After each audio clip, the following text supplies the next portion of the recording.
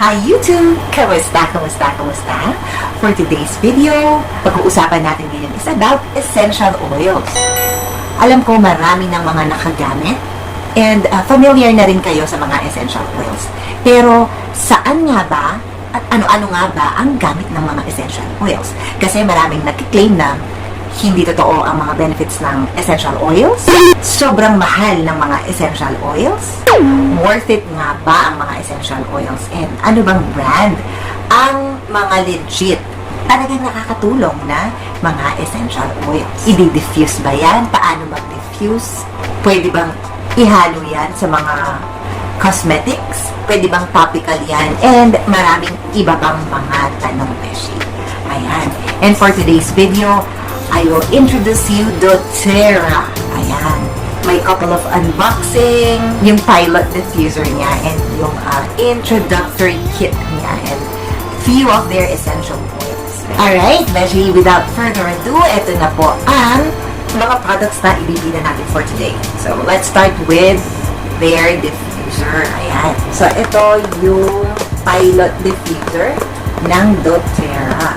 I-unbox po natin ito later together with the other products. And another product na i-introduce natin is ang kanilang Doterra Introductory Kit. Ayan. Meron din silang fractionated coconut oil. This is 115 ml and is 4 blends. So this one is Serenity, Balanced, On Guard, and Adaptive. Ayan. So we will check their benefits later. Ang ganda ng kanilang rack. Yan, Doterra. Alright, so umpisahan agad natin sa kanilang introductory kit. So, meaning na ito yung recommended nila most likely sa mga beginners. Oops, before we proceed pala, Beshi, I would like to let you know na hindi po ako dealer ng Doterra. Ayan. And kung ano po ang magiging review ko moving forward is based lamang po sa aking experience. Doterra doesn't have any accountability sa mga sasabihin ko. Right? And honest review ko lang naman po ito sa mga Doterra products na nagamit ko. Okay? So I would like to share it to you. Alam naman natin, pricey talaga ang mga essential oils. May mga ibang brands din na mga essential oils at lahat sila, I was about to say pricey, lahat sila. So kailangan natin talagang busisiin muna before we buy it. Ayan. Like, ang dami pala niyang gamit. So as we go along with this video, sasabihin ko po lahat ng mga alam kong gamit niya. So, o-open ko po ang kanilang introductory kit. Ayan. Ayan, Beshi. O, diba? Ayan. Sa isang maliit na box, merong tatlong variant. Lemon, yung lavender, and yung peppermint. Lahat sila ay tig 5 ml, Beshi. Ayan. Isang peppermint na 5 ml, isang lavender na 5 ml din, ayan, and, lemon, or itong mga essential oils na to are basic, ibig sabihin ito yung mga isa sa mga essential oils na talagang sobrang dami ng usage at halos pwedeng i-mix and match, ayan. Kaya sila yung napili more likely na ilagay sa introductory kit.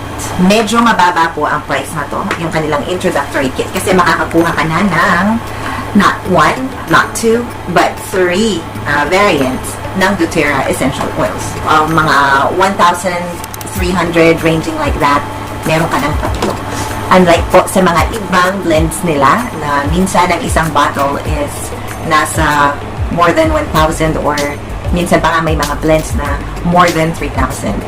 Pero, mas malaki naman yung mga sizes nun compared dun sa 5 ml na pinakita ko sa inyo. So, let's go naman sa kanilang, hindi natin palalagpasin ang kanilang pilot diffuser. Ayan, kung maganda pa talaga. So, I'll also unbox pilot diffuser.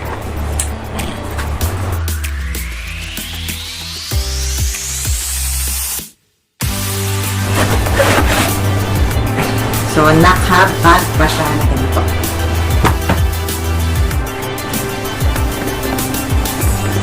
Matigas po yung kanyang lalagyan o yung kanyang case. Ayan. Para syempre protected na protected yung product. We're going to open this. ganyan po yung itsura niya. Ayan. So, bubuksan natin, kukunin natin.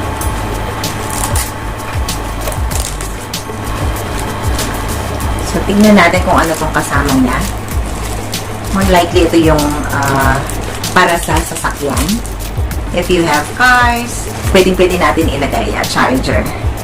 So, ito yung charger niya. May libre siyang ganito para pwede mo rin ilagay ito sa sasakyan mo, beshi. Ayan. Meron siyang parang ano to, para secured siya.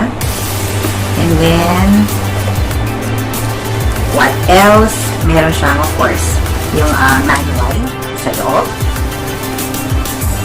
Yung safety precautions, yung function, and direction for use. Ayan. Naka-indicate po dito sa manual nila. Nakasali dun sa kit. Ayan. And what else inside? So, dito, meron pa siyang kasamang charger. Ayan. Aside from the pilot diffuser itself, meron siyang kasamang mga ganito. Alright, so I'll show you naman po kung paano ko ginagamit ang kanilang pilot diffuser. So, napaka-sleek at napaka-lightweight ng diffuser nito. Kaya, pwedeng-pwede itong ilagay sa mga sasakyan nyo. Pwedeng ilagay nyo o isuksok nyo yan sa mga meron kayong lagayan sa mga car seats nyo. O di kaya sa mga lalagyan ng drinks sa loob ng inyong mga sasakyan. So, start ko na siya. And sa loob, makakakita kayo ng ganito, parang warning. Ayan. Kung anong mga nakasulat dyan na kailangan nyo malaman before you use the product. Sa loob, for so you know, may nakalagay dyan na max. Ayan. Kung nakikita nyo yung word na max, ibig sabihin, yun po yung maximum level o yun po yung pinakamaraming pwedeng ilagay natin na tubig. So, lalagyan ko po siya ng tubig. Hindi ko po sinagad dun sa maximum level yung tubig na nilagay ko sa kanya. So, ngayon, ilalagay ko na po yung essential oil. So, ang gagamitin ko, beshi, is yung on guard. Ayan. So, buksan natin ang on guard.